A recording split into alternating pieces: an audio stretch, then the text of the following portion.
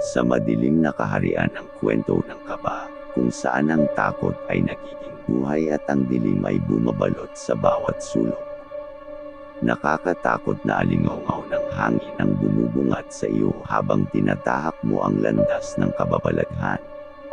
Ang mga anino ng nakaraan ay nagbabalik upang maghatid ng kwento ng takot na hindi malilimutan. Ito ay ang oras ng paglalakbay sa kadiliman. Ngunit bago natin simulan, i-click ang subscribe at like button at ibahagi sa buong sanlibutan. Magsanib puwersa tayo, mga tagapakinig ng dilim, at tara na't harapin ang mga kwento ng kaba sa kwento ng kaba.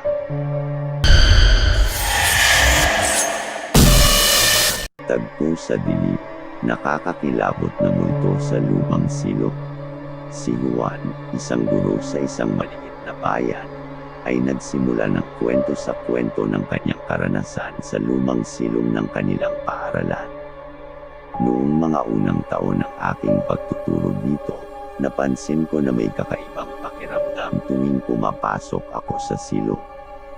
Parang may mga mata na nakamasid sa akin mula sa dilim, aniya. Isang gabi, habang si Juan ay nagbabalak na linisin ang silong bilang bahagi ng kanilang school project, naramdaman niyang may kakaibang hangin na dumarampi sa kanya. Napansin ko agad na biglang bumaba ang temperatura at may paminsang tahimik na nagbigay ng malamig na kaba sa aking dibdib. Sa kanyang paglalakbay sa mga madilim na sulok ng silong, napagtanto ni Juan na may marahil na hindi kapanipaniwala sa lugar na iyon.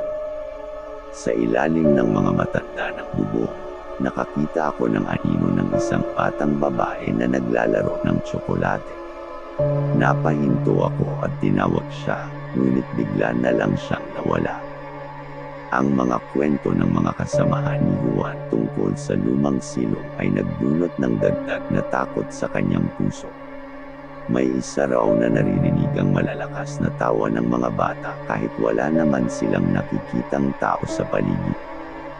At may isa pang kwento tungkol sa isang punto ng guro na nagtuturo sa silong, at kung minsan ay naririnig pa ang tingin ng kanyang lapis sa blackboard. Isang hating gabi, habang si Juan ay naglilinis ng silong, biglang nagdulot ng tila hangin ng takot ang paglabas ng isang malaputing usok. Nagtago ako sa isang tabi, at doon ko nakita ang isang dilag na may mga mata ng dalisay na karahasan. Tiningnan niya ako at biglang ngumingisi ng mapanakot. Nanginginig, nagtungo si Juan sa direksyon ng dilag, ngunit wala na ito roon. Sa halip, mayroong lumang kwadro ng dating guro na matagal nang yumaho. Narinig ko ang malamlam na tinig niya na bumulong ng pangalan ko. Sa takot, tumakbo ako palabas ng silong. Mula sa araw na iyon, hindi na muling naging kapantay ng katahimikan ng lumang silong. Madalas akong mapansin ng mga guro na nagtatanong kung bakit ako nagmumukhang pagod at nababahala. Hindi ko na masabi sa kanila ang totoo, dahil alam kong hindi nila paniniwalaan ang mga kwento sa lumang silong. Isang umaga, habang naglalakad si Juan patungo sa paaralan, napansin niyang may ibang guro na tila may kanya-kanyang lihim na pagnanasa na makapasok sa silong. Hindi ko alam kung paano ipaliwanag sa kanila ang takot na nararamdaman ko, at mas lalong hindi ko alam kung paano ko ipagtatapat sa kanila ang totoo sa likod ng misteryosong pangyayaring iyon. Habang si Juan ay nag-aalala, unti-unti nang naglalabasan ang mga guro na masugid na naglakbay sa lumang silong. Isang pagkalakas-lakas na tawa ang narinig ni Juan habang siya ay dumadaan sa labas ng silong, at sa kanyang gulat, nakita niyang may kasamang bata sa kwadro ang ilang guro. Isang araw, sa harap ng kanyang mga kasamahan, nagtapat si Juan sa kanilang lahat tungkol sa kanyang mga nakakatakot na karanasan sa silong. Ngunit sa halip na makuha ang simpatiya, siya ay itinuring na baliho at loko-loka. Isang gabi, habang si Juan ay nag-aalala sa kanyang sariling pangarap, napansin niya ang mga mata ng dilag sa likod ng kanyang isipan. Ipinagpatuloy niya ang kanyang pangarap, at doon, sa madilim na kaharian ng silong, lumulaga sa kanya ang kaharian ng mga multo. Nang tanungin siya ng dilag kung bakit siya naroroon, sagot ni Juan, "Gusto ko lang malaman kung anong nangyari sa mga guro sa paaralan namin." Hindi sumagot ang dilag ng direkta, ngunit sa halip, itinuro nito ang isang nakakatakot na kwarto. Doon ay nakita ni Juan ang mga multo ng mga guro na nangangalakal ng itim na gulay. Sa kanilang mga mata, makikita ang hindi mapantayang pangangailangan ng mga ito. Biglang naisip ni Juan na kahit ang mga multo ay naghihirap din sa kabilang buhay. Mula sa gabing iyon, nagbago ang pananaw ni Juan sa lumang silong. Sa halip na takutin, tinanggap niya ang presensya ng mga multo at naging tulay para sa kanilang mga kwento. Nakipagkaibigan ako sa kanila at naging gabay sa kanilang mga pangangailangan. Sa wakas, natagpuan ko ang kapayapaan sa silong na ito. Ngunit kahit nasa kalagayan na ito, napagtanto ni Juan na may isang malupit na kaparusahan para sa mga guro na hindi natutunan ang leksyon ng pangarap niya. Hindi ko masisisi ang mga guro na hindi naniniwala sa totoo.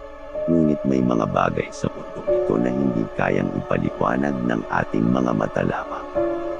Ang katotohanan ay tila mananatili sa dilim, at ang takot na nararamdaman natin ay madalas ang nagdadala sa ating patungo sa liwanag. Isang gabi, matapos ang kanyang pagpapakatapang na yakapin ng lumang silong, napansin ni Juan ang isang nakakatakot na pagbabago. Ang mga multo na dati tahimik at malumanay, biglang nagbago ang kilos at tila ba nagkakarera sa madilim na mga kanto ng silong. Ang kanyang naririnig na tawa ay nag-iba na rin, naging mas matindi at nakakakilabot, parang mga halakhak ng mga nilalang mula sa ibang dimensyon. Habang naglilinis si Juan sa isang sulok, biglang nagdulot ng ginhawa ang biglang paglipat ng hangin, ngunit nag-iiwan ng nakakatakot na lamig sa paligid. Ang mga multo ay tila nagkaroon ng bagong lakas, at isa-isang lumalapit sa kanya. Sa bawat hakbang, naririnig ni Juan ang malamlam na mga bulong na tila ba nag-uutos na sumunod sa kanya. Nang si Juan ay mapadpad sa gitna ng silong, napansin niyang nagbukas ang isang malaking pinto na tila ba hindi dati naroroon. Ang kulay itim na dilim na bumabalot dito ay nagbigay buhay sa pag-usbong ng isang matandang babae na may mga mata na tila nagliliyab sa galit. Ang kanyang mga buhok ay umaalon sa hangin ng walang kasabay na ihip, at sa bawat hakbang, nagiging malapit siya kay Juan. Nagsalita ang matanda ng isang mahinang tinig na bumabalot ng malabagos na kaalaman. Juan, ang silong na ito ay puno ng mga lihim at galit. Hindi dapat itong nadidisturbo, ngunit ang iyong pag-aatubiling sumuko dito ay nagdulot ng pagbabago.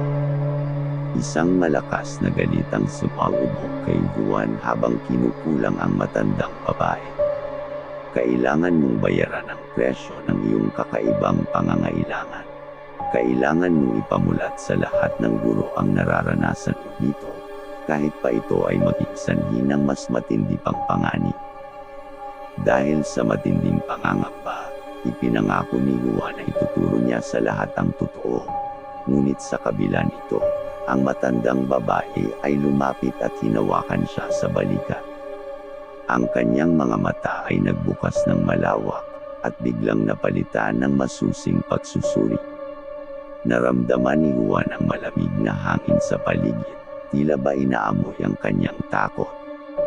Juan, ang iyong kakaibang pagtingin sa aming lugar ay nagdulot ng bagong lakas sa mga nilalang dito. Ngunit mayroong isang kondisyon para mabawasan ang galit na ito, ani ng matandang babae. Iniwasan ni Juan ang mata nito at nagtanong, ano ang kondisyon na iyon?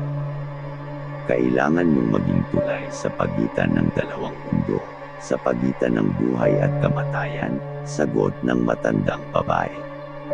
Dahil sa iyong kahandaang magbigay, ikaw ang napili. Subukan mong ibalik ang kapayapaan sa lugar na ito. Ngunit alalahanin mo, kung mapaigo ka, hindi lang ikaw ang maturusa. Sa kabila ng takot na bumabalot sa kanyang puso, tinanggap ni Juan ang misyon na itinakda sa kanya.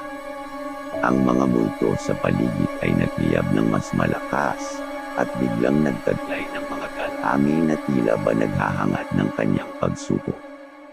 Mula sa pagkakaroon ng kakaibang kakayahan, nagsimula si Juan na maranasan ang mga pangyayari sa nakaraan. Nakakakita siya ng mga multo ng mga guro na naglalakad na parang mga tauhan sa isang pelikulang horror.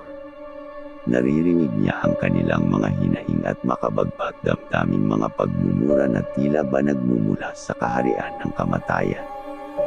Ngunit habang tumatagal, nahihirapan si Juan na mapanatili ang pagkakabalanse sa pagitan ng dalawang mundo.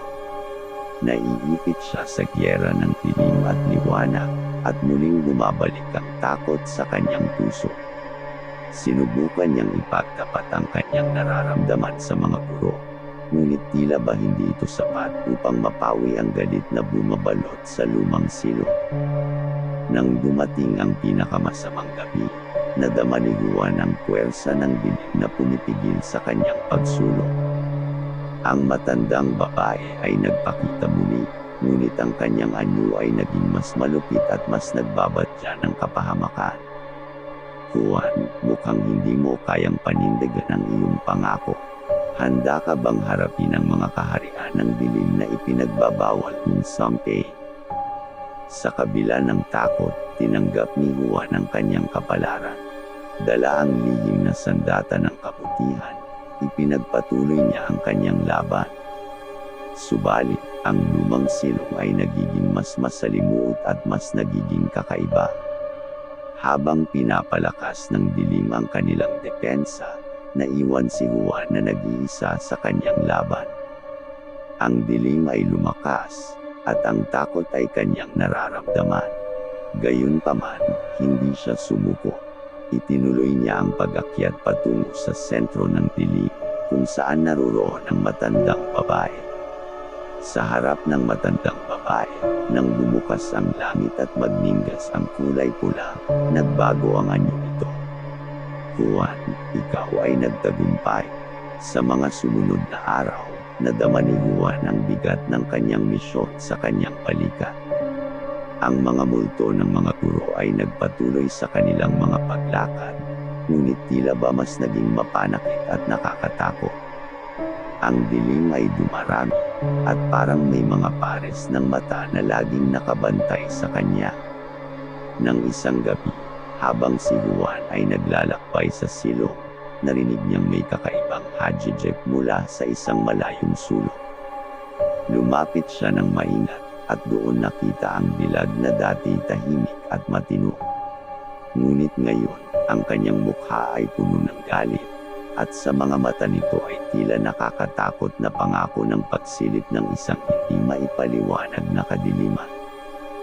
Hindi mo kayang baguhin ang itinakda sa amin. Sabay sigaw ng dilag, at sa isang kisap mata, nagtaglay ito ng kakaibang kapangyarihan.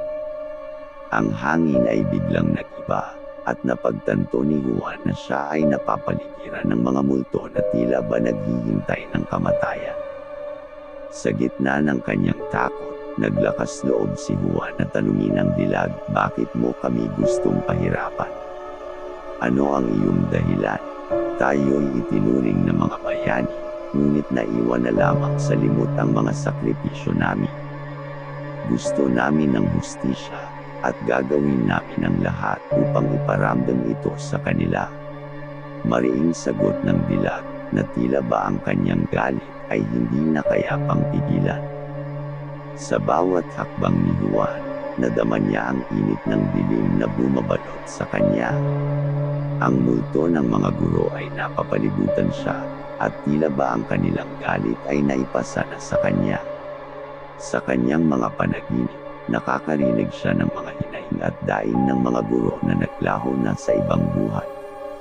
Nais kong makatulong, ngunit hindi ko kayang baguhin ang lahat ng ito mag-isa. Bulong ni Juan, habang lumalaban sa malupit na puwersa ng dilim. Ngunit, imbes na makakita ng tulong, nadama niya ang mas lumalakas na pag-atake ng mga multo. Hanggang sa isang araw, nang si Juan ay tila naubusan na ng lakas, dumating ang isang lihim na guro. Sa kanyang malumanay na boses, iniharap niya kay Juan ang mga pagkakamali ng mga guro sa nakaraan. Juan, ang mga guro ay tao rin lamang, may kahinaan at pagkakamali. Ngunit sa bawat pangarap at pagpupunyagi natin, maaari nating baguhin ang takbo ng mga pangyayari. Sa gabing iyon, nagkaroon ng pag-uusap si Juan at ang mga multo ng mga guro. Pinakinggan niya ang kanilang mga kwento at hinaing, at sa kanyang sariling paraan, ipinakita ni Juan ang halaga ng pag-unawa at kapatawaran. Hindi lamang sa kanilang sarili, kundi pati na rin sa isa't isa. Ang dilim sa silong ay unti-unting bumaba, at ang mga mata ng dilag ay nawala sa pangitain. Ang mga multo ay unti-unting nagbisan, at tila ba ang takot ay napalitan na ng kapayapaan. Ang silong ay bumalik sa kanyang payapang anyo, ngunit may mga alaala pa rin ng kakaibang pangyayari. Juan, sa iyong pagiging tulay, nagtagumpay ka sa pagitan ng dalawang mundo. Hindi lang ikaw ang nagtagumpay, kundi ang lahat ng guro na naiwan na lamang sa dilim ng kasaysayan, sabi ng lihim na guro, na tila ba nagbigay ng isang mapayapang pulot. Nang bumalik si Juan sa kanyang normal na buhay, ang mga multo ng mga guro ay naglaho na, ngunit may mga ngiti sa kanilang mga mukha. Ang dilim sa silong ay tila ba nagbigay daan sa liwanag, at ang kanyang karanasan ay nagdulot ng pagbabago sa kanyang sarili at sa mga guro sa paaralan. Habang tinutupad ni Juan ang kanyang pangako na ipamulat ang katotohanan sa iba, unti-unti rin niyang naipapahayag ang kahalagahan ng pag-unawa at pagpapatawad. Ipinakita niya na kahit ang pinakamalalim na dilim ay maaaring mapalitan ng liwanag, at ang takot ay maaaring maging daan patungo sa kapayapaan. Ngunit sa kabila ng tagumpay ni Juan sa pagharap sa mga multo at pagbibigay ng linaw sa lumang silong, hindi nagtagal ay bumalik ang kakaibang kaganapan. Isang gabi, habang si Juan ay naglalakad sa labas ng paaralan, bigla siyang nadama ng malamig na hangin at nangilabot sa pangilang kakaibang presensya. Nakita ni Juan ang dilag na dati nagpapakita ng galit, ngunit ngayon ay parang lalong nagningas sa kasamaan. Hindi pa tapos, Juan. Hindi pa tapos ang lahat, sabay sigaw nito, at biglang nagiba ang atmosfera ng lugar. Ang mga multo na dati naglakad ng mahinahon ay biglang nagiba ang kilos at parang nagkaroon ng masamang hangarin. Ang silong na dating puno ng mga kwento ng pangalan ng mga guro, ngayon ay nagdala ng pangitain ng kamatayan. Nagsimula ang mga guro na muling mangyari ang mga hindi maipaliwanag na kaganapan, at si Juan ay bumalik sa pag-aalinlangan at takot. Ano ang nangyayari? Bakit bumalik ang lahat sa dating kalagayan? Tanong ni Juan sa sarili habang kanyang pinapanood ang mga pangyayari. Sa kanyang pangangarap, nakakakita si Juan ng matandang babae na dati tila nagdadala ng liwanag, ngunit ngayon ay nagdala ng kadiliman. Ang iyong kapayapaan ay may kapalit, Juan. Hindi mo kayang baguhin ang tadhana, anang matandang babae sa kanyang panaginip. Sa paggising ni Juan, nadama niyang may ibang lakas na nagpapakita ng kanilang presensya. Ang silong ay tila bumabalik sa dati nitong anyo, ngunit may kaakibat na pangil ng dilim. Hindi ko ito kayang mag-isa, bulong ni Juan sa sarili, at napagtanto niyang kailangan niyang humingi ng tulong. Isang araw, habang ipinaliwanag ni Juan ang kanyang karanasan sa lihim na guro na nagbigay sa kanya ng misyon, napagtanto niyang ang pangyayaring ito ay mas malalim pa kaysa sa inaakala niya.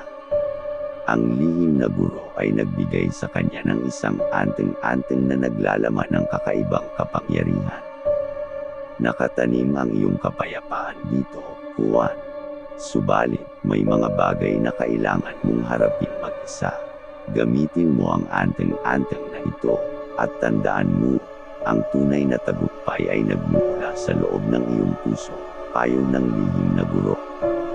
Nag-umpisa si Juan ang masusing pag-aaral sa gamit na ibinigay sa kanya, at sa bawat patak ng pawis at oras na inilaan niya rito, unti-unti niyang nadidiscover ang mga bagong kapangyarihan.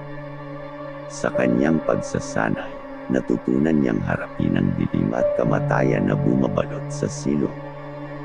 Isang gabi, nang si Juan ay handang harapin muli ang dilag at ang mga multo, nagdala siya ng lihim na anteng-anteng. Ang silong ay nababalot sa kakaibang liwanag, at sa kabila ng matinding takot, naglakas loob si Juan na harapin ang dilim. Nagbabago ang lahat, dilag. Hindi ko kayo tatakutin. Handa akong ipagpatuloy ang laban para sa kapayapaan ng mga guro, deklara ni Juan ng may tapang. Sa pag-aalab ng lihim na anteng-anteng, unti-unti nang nawala ang malamig na hangin ng dilim. Ang dilag ay napahagka ng sarili at tila ba nagdanas ng hindi maipaliwanag na pagluluksa. Ang mga multo naman ay unti-unting naglisan, tila ba nagtataglay ng bigat na nag-iiwan sa kanilang mga puso.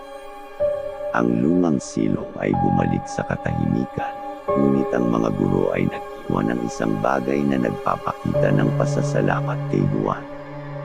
Isang kwaderno ng mga lihim na kwento, puno ng pangalan ng mga guro at ang kanilang mga nakakatuwang karanasan, ay natagpuan ni Juan sa sentro ng silong. Ngunit kahit sa pagtatapos ng kanyang misyon, hindi natapos ang kakaibang mga pangyayari sa buhay ni Juan. Ang lihim na guro na nagbigay sa kanya ng anteng-anteng ay biglang nawala ng walang anumang paliwanag. Ang mga guro sa paaralan ay unti-unti na ring nanganganib sa isang hindi maipaliwanag na puwersa. Ang silong, bagamat nagbalik sa payapang anyo, ay tila nagtataglay pa rin ng hindi kilalang kapangyarihan. Si Juan ay nagiging sentro ng mga kakaibang pangyayari, at ang kanyang kapalaran ay lalong nagiging misteryoso. Sa gitna ng lahat ng ito, hindi nawawala ang takot at agam-agam sa kanyang puso. Isang araw, habang si Juan ay nag-aalala sa nangyayari, napansin niyang may bagong tanod sa paaralan. Si Mang Ramon, isang matandang nagtatrabaho sa paaralan ng ilang dekada, ay tila nagtagumpay sa pagtuklas ng kanyang lihim. Ngunit, sa halip na ituring siyang kaaway, napagtanto ni Juan na may malalim siyang kaalaman sa mga misteryo ng silong. Juan, anak, narito ka na naman sa gulo, bulong ni Mang Ramon habang tinutokso ang kanyang makulit na apo. Ngunit huwag kang mag-alala, handa akong magbigay ng tulong sa iyo. Si Juan ay nabigyan ng bagong misyon ni Mang Ramon, ang tuklasin ang dahilan sa likod ng misteryo ng silong. Ipinakita ni Mang Ramon ang isang lumang libro na naglalaman ng mga kasaysayan at alamat ng paaralan. Sa mga pahina nito, muling nabuhay ang mga kwento ng mga guro na dumaan sa paaralan. Sa pag-aaral ni Juan, natuklasan niyang ang silong ay may kinalaman sa sinaunang ritual at pagsusumpa na ipinamana sa paaralan. Isang lihim na puwersa ang bumabalot sa lugar, at tila ba ito'y nagising sa kanyang presensya.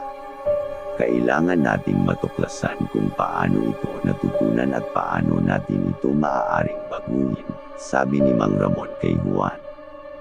Nagsimula silang maglakbay sa mga lihim na sulok ng paaralan, nagtatanong sa matatanda, at nagbabasa ng mga sinaunang dokumento.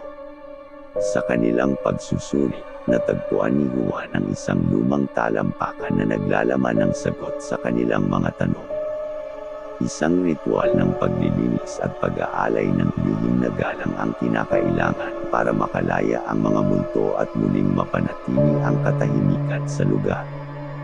Sa gabing iyon, isang makapangyarihang ritual ang ipinamahagi ni Mang Ramon kay Juan. Nagsimula silang magtanim ng mga halaman, magayos ng altar, at nagukit ng mga simbolo sa paligid ng silong. Sa bawat hakbang, ang lugar ay tila nagiging buhay, at ang takot na bumabalot sa kanilang mga puso ay unti-unti nang nawawala. Ngunit, habang sila'y nagpa-practice ng ritual, isang di inaasahang pangyayari ang nagbuma. Si Juan, sa gitna ng isang ritual na naglalayong mapanatili ang katahimikan, ay biglang napasigaw ng masda ng isang anino sa likuran ni Mang Ramon. Ang matandang guro ay nagulat at napahinto sa kanyang ginagawang ritual. "Juan, anak, anong nangyari?" tanong ni Mang Ramon nang masilayan ng takot sa mukha ni Juan. "Tatay, nandyan siya, ang anino na tila ba nagbabanta sa ating ritual," sagot ni Juan na tila ba nanlalamig. Ang matandang guro ay bumaling at nagpumilit na tanungin ang anino. "Sino ka? Ano ang iyong layunin dito?" Ang kanyang malakas na tinig ay nag-echo sa silong. Sa kanyang pagtanong, biglang nawala ang anino at bumalik ang katahimikan. Ngunit ang matinding tensyon ay naruroon pa rin sa hangin.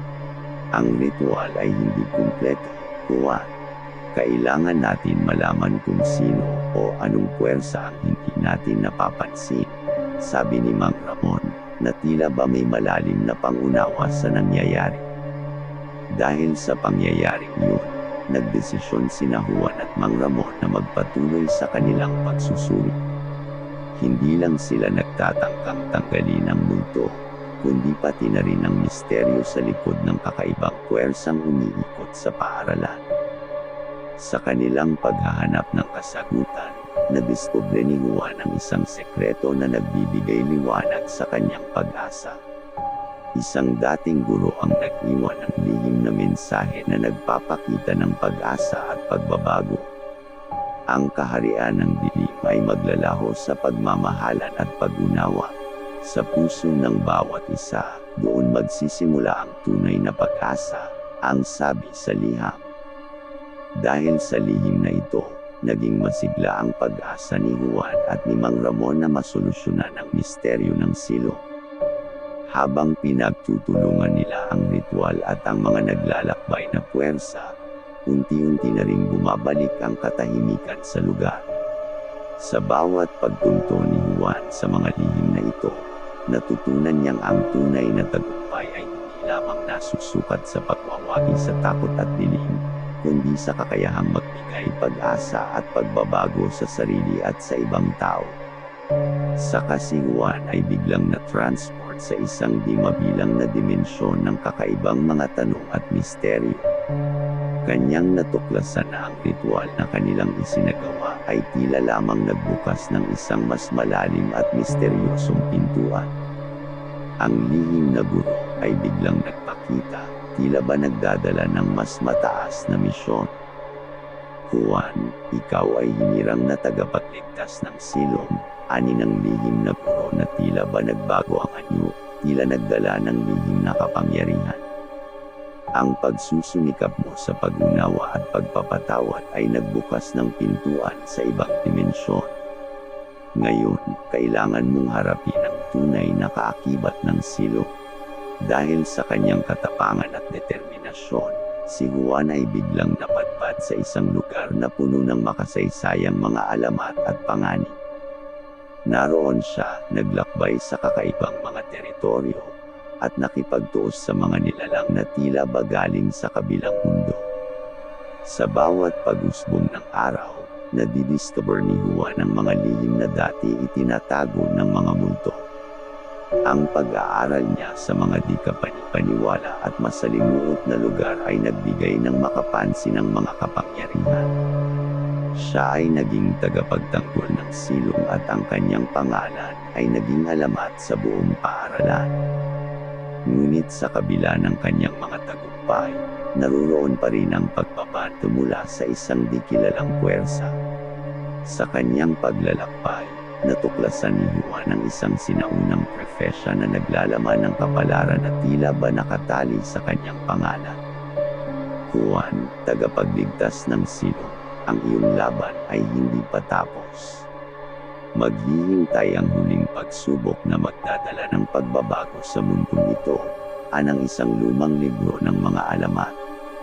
Sa pagtahak ni Juan sa huling bahagi ng kanyang misyon, nagsanib puwersa siya sa mga kaalyado na nagmula sa iba't ibang dimensyon.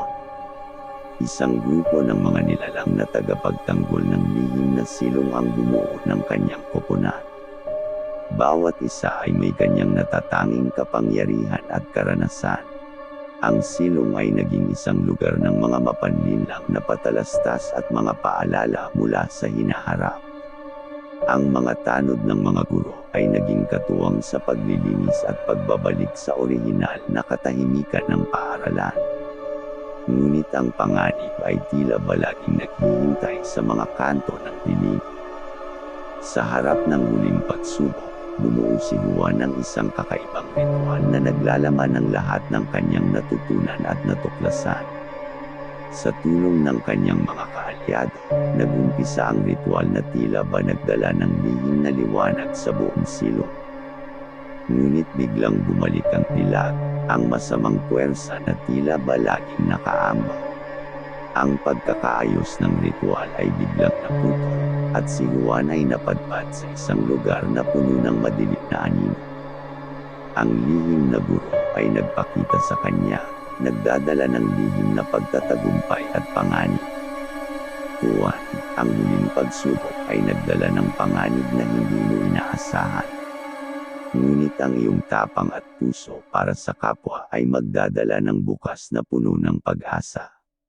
Harapin mo ang iyong mga takot, at ang lihim na kaharian ay madyay gising sa pag-ibig, ang kanyang mabagsik na babala.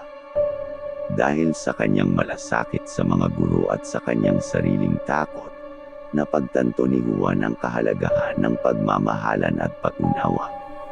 Sa kanyang pagbabalik sa silong, dala-dala ang lihim na liwanag, nagsimula ang huling laban para sa tunay na pagbabago. Sa gitna ng madilim na kagubatan at di mabilang na panganib, si Juan ay nagtagumpay na tapusin ang huling ritual. Ang silong ay nagliyab ng mas mataas na liwanag, nagpapakita ng pagbabago at pag-asa para sa lahat.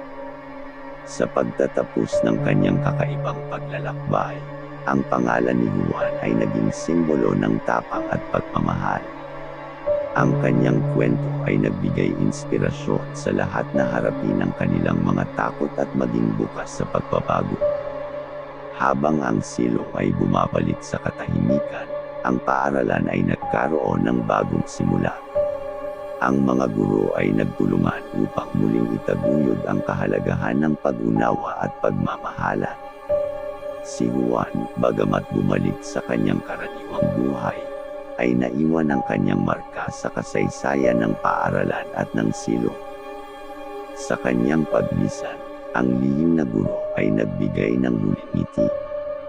Ang paglalakbay ni Juan ay nagbigay daan sa isang bagong yugto ng kapayapaan at pagbabago. Ang mga multo ng kasaysayan ay naglaho, at ang lihim na silong ay nagbalik sa payapang anyo. Ngunit huwag kalimutan, ang kapayapaan ay hindi panghabang panahon. Ito'y laging nakaangkla sa bawat isa sa atin, at sa bawat pag-usbong ng liwanag, maaaring magbukas muli ang pintuan ng kaharian ng dilim. Nagustuhan mo ba ang aking kwento ng kaba? Baka naman pwede mong pindutin ang subscribe button, like and share. Maraming salamat hanggang sa susunod na kwento ng kaba.